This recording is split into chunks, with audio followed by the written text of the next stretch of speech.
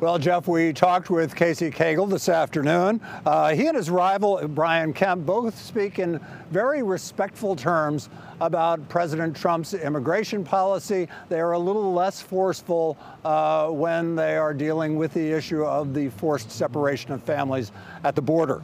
Cagle has talked about sending Georgia National Guardsmen to the Mexican border to help stanch the flow of immigrants crossing illegally.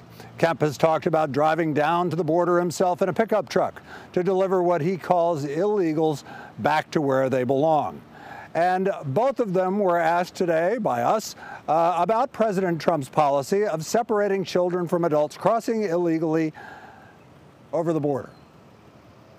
I think all of our hearts go out to the situation that we're witnessing. But on the same token, what parent puts themselves and their children in harm's way in the way in which they have.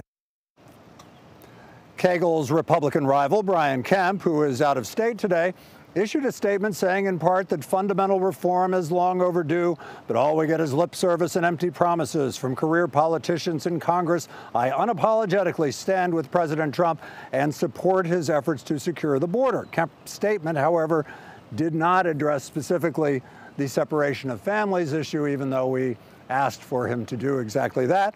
Meantime, Democrat Stacey Abrams also weighed in and per our request for a statement on this. She said that the forcible migration of migrant children from their parents is a cruel and immoral practice that must come to an immediate end. So the question now is to what extent this will continue to linger as an issue nationally and in this governor's race. Back to you.